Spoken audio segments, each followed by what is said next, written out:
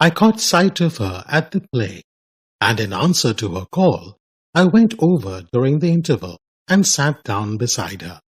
It was long since I had last seen her, and if someone had not mentioned her name, I hardly think I would have recognized her. She addressed me brightly. Well, it's many years since we first met. How time does fly. We are none of us getting any younger.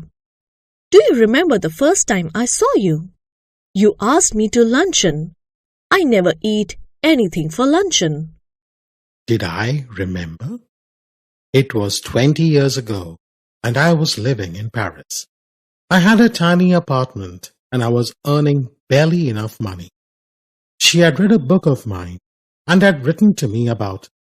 I answered, thanking her, and presently I received from her another letter saying she was passing through Paris and would like to have a chat with me. But her time was limited, and the only free moment she had was on the following Thursday. And would I give her a little luncheon at Foyot's afterwards? Foyot's is a restaurant, and it was so far beyond my means that I had never even thought of going there. I had 80 francs, gold francs, to last me the rest of the month, and a modest luncheon should not cost more than 15. If I cut out coffee for the next 2 weeks, I could manage well enough. I answered that I would meet my friend at Foyot's on Thursday at 12:30. She was, in appearance, imposing rather than attractive, and she gave me the impression of having more teeth, white and large and even, than were necessary for any practical purpose. She was talkative, but since she seemed to want to talk about me, I was prepared to be an attentive listener. I was startled when the menu was brought, for the prices were a great deal higher than I had thought, but she reassured me.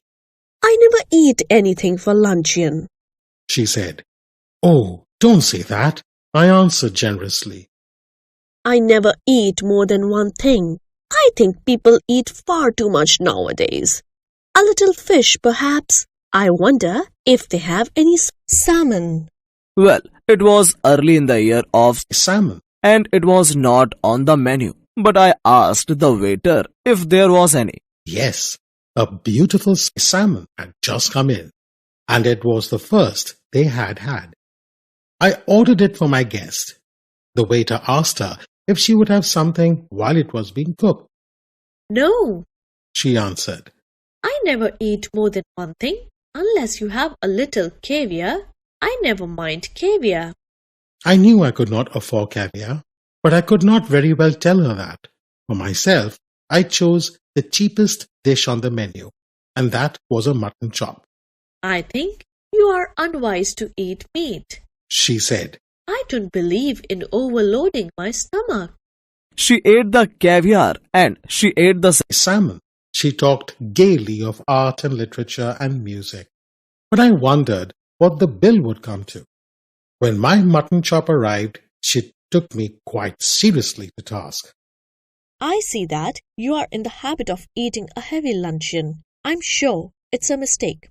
Why don't you follow my example and just eat one thing? I couldn't possibly eat anything more unless they had some of those giant asparagus. I should be sorry to leave Paris without having some of them. My heart sank. I had seen them in the shops, and I knew that they were horribly expensive. My mouth had often watered at the sight of them. I'm not in the least hungry. My guest sighed. But if you insist, I don't mind having some asparagus. I ordered them. Aren't you going to have any? No, I never eat asparagus. We waited for the asparagus to be cooked. Panic seized me. It was not a question now of how much money I should have left over for the rest of the month, but whether I had enough to pay the bill.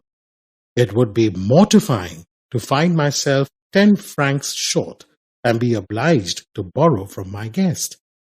I knew exactly how much I had, and if the bill came to more, I made up my mind that I would put my hand in my pocket and with a dramatic cry, start up and say it had been picked. Of course, it would be awkward if she had not money enough either to pay the bill. Then the only thing would be to leave my watch and say I would come back and pay later. The asparagus appeared. I watched her thrust them down her throat in large mouthfuls. At last she finished. "Coffee?" I said. Yes, just an ice cream and coffee. she answered. It was past caring now, so I ordered coffee for myself and an ice cream and coffee for her. You know, there's one thing I thoroughly believe in. She said as she ate the ice cream.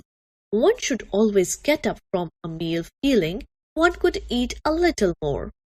Are you still hungry? I asked faintly. Oh no, I'm not hungry. You see, I don't eat luncheon. I have a cup of coffee in the morning and then dinner, but I never eat more than one thing for luncheon. I was speaking for you. Oh, I see. Then a terrible thing happened. While we were waiting for the coffee, the head waiter came up to us, bearing a large basket full of huge peaches. But surely peaches were not in season then. Lord knew what they cost. I knew a little later, for my guest, going on with a conversation, absent-mindedly took one. You see, you have filled your stomach with a lot of meat. My one miserable little chop. And you can't eat any more. But I've just had a snack and I shall enjoy a peach. The bill came, and when I paid it, I found that I had only enough for a quite inadequate tip. Her eyes rested for an instant on the 3 francs I left for the waiter, and I knew that she thought me mean. But when I walked out of the restaurant, I had the whole month before me and not a penny in my pocket. Follow my example She said as we shook hands. and never eat more than one thing for luncheon. "I'll do better than that," I retorted. "I'll eat nothing for dinner tonight." Humorist! She cried gaily, jumping into a cab. You are quite a humorist. But I have had my revenge at last. I do not believe that I am a vindictive man, but when the gods take a hand in the matter, it is understandable to observe the result with satisfaction. Today she weighs 21 stone.